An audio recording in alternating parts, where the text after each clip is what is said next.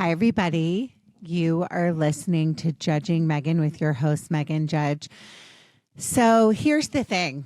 I am doing a quick little touch base, super quick episode today.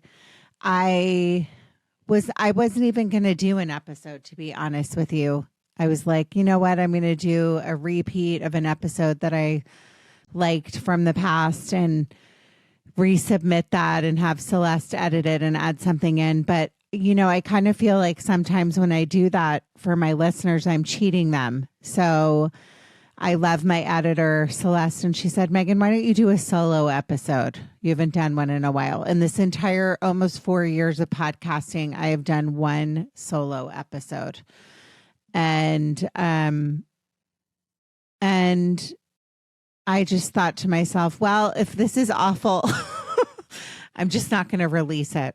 I'm just going to keep it for myself and, you know, it'll be somewhere in my library and maybe one day I'll listen to it. But just a couple of things really quickly, I will tell you. I had my surgery, if you've been listening, and it went really well, thank God. And obviously, if I'm recording this, I'm still here. So I had my hysterectomy, and it has not been the most fun recovery. And it was a pretty complicated surgery because of my fibroid and where it was located. And so ideally, would I have not wanted to have the hysterectomy? Yes. But, you know, like things in life, that's life. You just never know. You never know what's going to happen in life. And thank God I'm still here. We've all been put here for a reason, and we all deserve acceptance. Judging Meghan with Meghan Judge. I'm a trauma survivor from a really young age, and I have been diagnosed with complex PTSD in the past few years. I've been surrounded by death and abuse much of my life. I've been dragged through the mud and have been to the point of not wanting to go on anymore. Through my interviews with other survivors, I've learned that there is a way out. From recovering to surviving and thriving, we all have the strength to come out the other side. You are listening to Judging Meghan. But you know what I decided I really want to talk about today is let's talk about me and annoy everybody. But on a serious note, I really wanted to talk today about grief. And I've been thinking a lot about it lately. I don't know if it's because I have gone through it in my life, and I think nobody's an expert. Well, maybe people are experts on it, but I wanted to talk a little bit about my dad. Like, I've done episodes a lot about Julie, who, if you're a listener and been listening for a long time, was my best friend that passed away. But I never really talk about the loss of my dad and the what it did to me, and kind of like what it did to my family, and how it's affected my life for my whole life. And as I age and I get older, it's like, and again, I might get emotional this episode, so get ready for it. It's something like I just don't think I've ever really will come to terms with. And I think as I age and I know that the inevitable is there, that, you know, I'll lose my mom. We all won't be here. We're all going to, you know, go to whatever's next, wherever the next place is. I just feel like I should talk about him more and talk about really what it was like. And I really love my listeners. I love all of you. I'm always so grateful when you message me and, you know, you share things that you go through in life, and the hard things or the wins or whatever it is. But I just always wanted to do this, so I kind of normalized talking about hard things. And yeah, not every episode is hard and not every episode is sad, but you know, a lot of them are talking about hard things and how people kind of come out the other side. But something that I want to touch on is grief in general. And my grief is kind of like this bag that I carry with me. And, you know, it's kind of like a purse, because I'm a purse girl, that, you know, I'm always going to carry with me. And some days the bag's going to be heavier than others. And some days I won't think about it, or, you know, the bag will be light. This is such a horrible analogy, but I don't know. Grief is a tricky thing. And I think the longer I've been doing podcasting and kind of like sharing things with people about my own life, the more I think that I really kind of should talk about my early losses, because they're part of me, and they're especially my dad and my sister. But my dad is one thing that is really hard, really, really hard to talk about. Because I think I've blocked him out. And again, this is so strange when you're recording a podcast by yourself. You feel like you're just like talking to yourself, which I am, but I'm really talking to all of you. So maybe you can relate to this. If you were a kid and you lost a parent at a young age, that it's hard for the rest of your life, or it's hard if you lose your parent anytime in your life.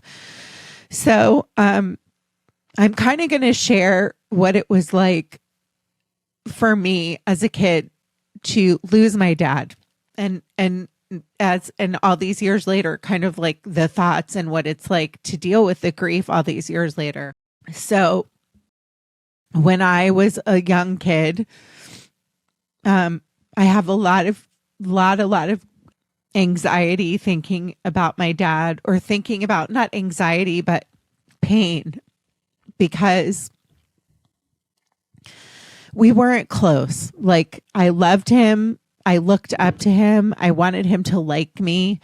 I had two older sisters. My oldest sister was like super close to my dad. So by the time my dad passed away, she was 18. And then I have my other sister who was 16 when she lost my dad. I was 13 and my brother was 10. And I remember as a child, I was always different. Like, I was super into dance. I was super into acting. I was very theatrical, shocker for all my listeners, but I wasn't like my sisters. They were really athletic. One was super smart and like the president of like the school and did everything. And then my middle sister was, very athletic. And I was just kind of the one that was different in my family. And so my dad was, a basketball player in college, and he was an orthodontist, and we just did not have a lot in common. And so I really kind of clung on to my mom, because I looked up to my mom because she was, so beautiful, and an ex-beauty queen and model. And I remember like always being so proud to like go places with my mom, because people would stop, and I remember like men staring at my mom, and I just always was like into like, oh, one day I want to be in beauty pageants and I want to do the things my mom did. And I just really didn't understand my dad. And so as the years went on, he really, it's not like he didn't try with me, because he did, but we just didn't have anything in common. And so I will tell you this. He was diagnosed with leukemia when I was 12.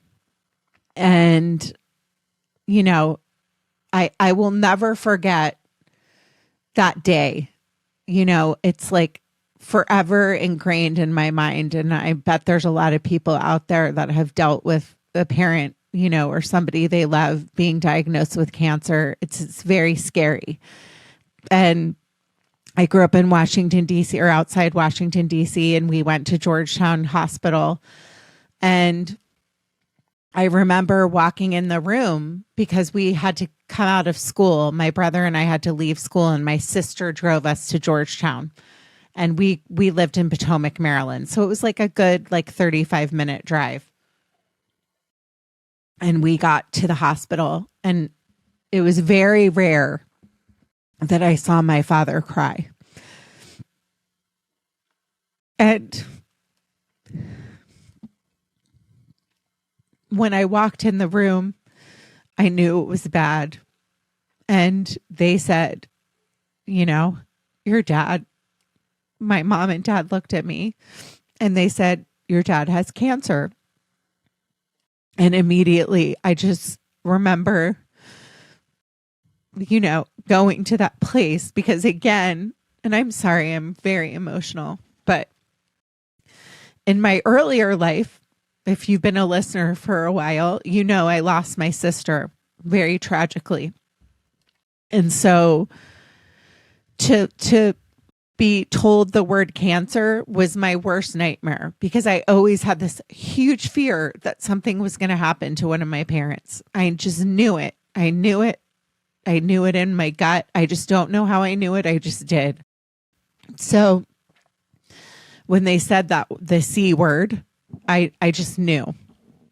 And here's the thing. I knew that he was sick, but I just didn't want to come to terms with it. And so, as a kid, our brains are not fully formed, as we know. So for women, they say your brain isn't fully formed until you're 27 years of age. And for men, it's later.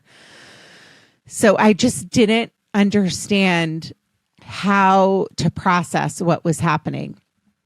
And for months went by, and my dad, was going through rounds of chemotherapy, and he lost all his hair. And, I saw this man that was like tall and a jock and handsome and strong wither away to just this, sick person that lost his hair. And it was just very, very hard to see.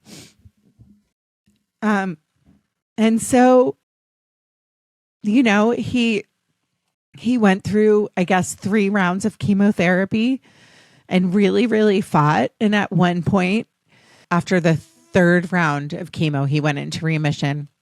And I remember my parents went on this, they always went on these really long trips once a year. So they went on this trip, and, I remember thinking in my head, it's my time. Like, I'm going to spend this time with my dad. And so I remember going on walks with him and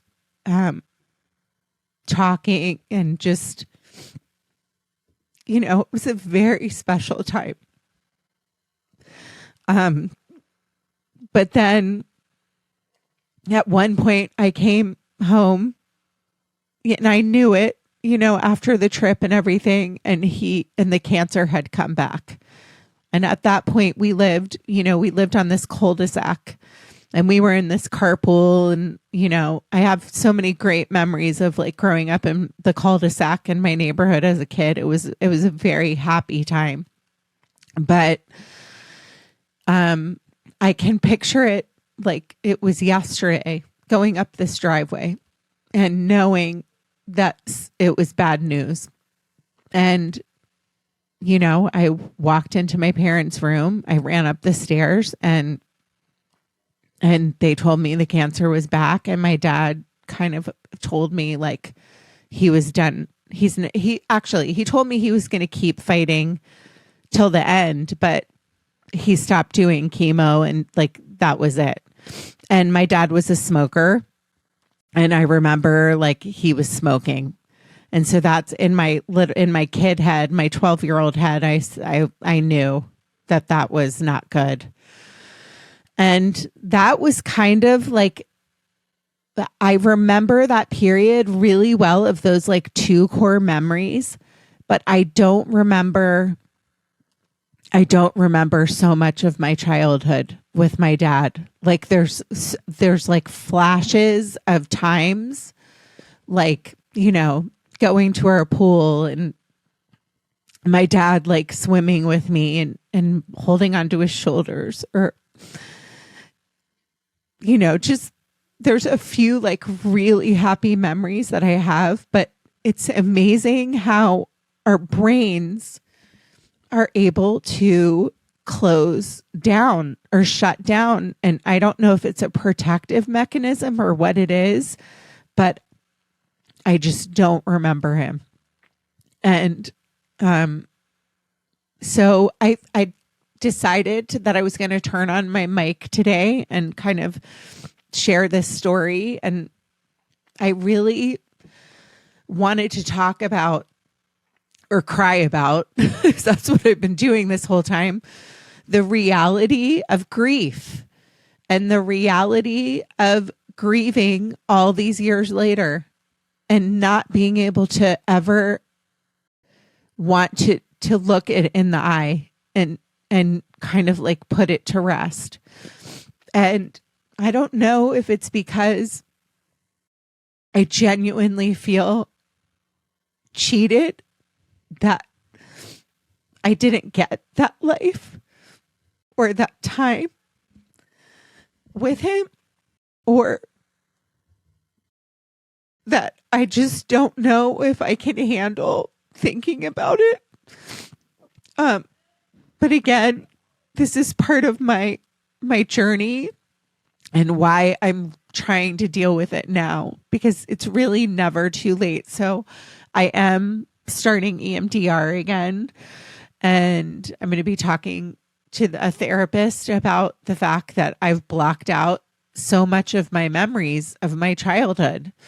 But I really just wanted to kind of talk about it with my audience and my listeners, because you're so important to me. I always love to hear from all of you and kind of let you know where I am today. And by the way, like all of this stuff, like the loss in my life of my sister or my dad or Julie, has come and creeped its ugly head into my adulthood, which I talk about all the time. So if I have a hard time dealing with, friendships or the things that I've had to deal with the friend breakup or things like that, this kind of all pieces together. And I'm kind of learning that as I'm going along.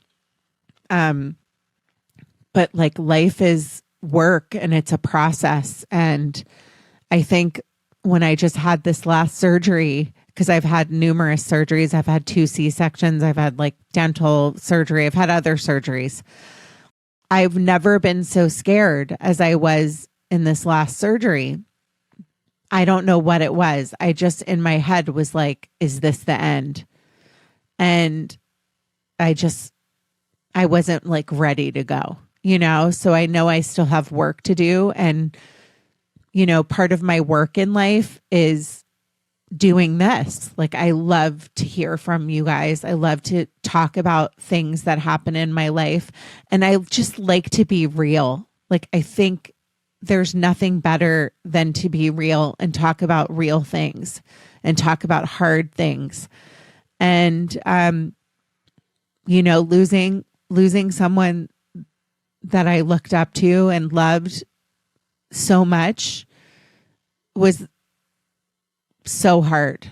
And like I say, I always feel like Julie was my hardest loss because we were like so close, but I'm just determined to properly say goodbye to my dad. And I know that I've never been able to do that. So I would love to hear from my listeners. I'd love to hear from you guys. Especially if if you lost a parent as a child, like how did you process that? Like, how have you been able to I know every loss is different and it's relative, but how were you able to go on in life? Because it's haunted me for all of these years, and I'm not going to age myself and say how old I am. But as you can tell, I can barely talk about what my dad without falling apart, and it's been a long time. In closing, I'll tell you some really amazing things about my dad that I remember. So if you find me funny at all, guess who I got it from? Got it from my dad. he was a great, great man. He lived his life helping other people. And that's why I do this. I just want to, at the end of my life, know that I tried, and that I tried to be a good person. And believe me, I don't always succeed. I'm not a good person. Like, I may be a kind of good person because I have issues with like being really angry about things and all the pain that I went through and hurt. It's hard to process, and I can be a real bitch. But I try, and my way of trying is doing this. So again, I always love to hear from you guys. I'm sorry that this episode is short.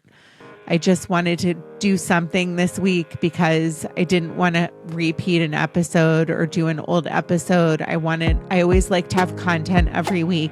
And if I don't have an episode, it's because this week in particular, I had the surgeries and I had major technical issues. I have some really amazing guests coming on in the next couple months. So, I'm forever grateful to all of you that you tune in each week. And thank you for listening to this episode. And anytime you want to reach out to me, I love hearing from you. My Instagram is at Judging Meghan, Meghan. And that's a safe space for you to reach out to me. And I love hearing from you. So thank you for listening, and thank you for supporting my podcast and supporting me. You help me in ways that you'll never really understand. And I'm very grateful to you all. So in closing, I have a new close that I started in my last episode because I say it all the time on Instagram, and I think it's really important. So my new close moving forward is: you matter. Your story matters. Keep going. Keep going. Thanks, guys. Judging Meghan with Meghan Judge.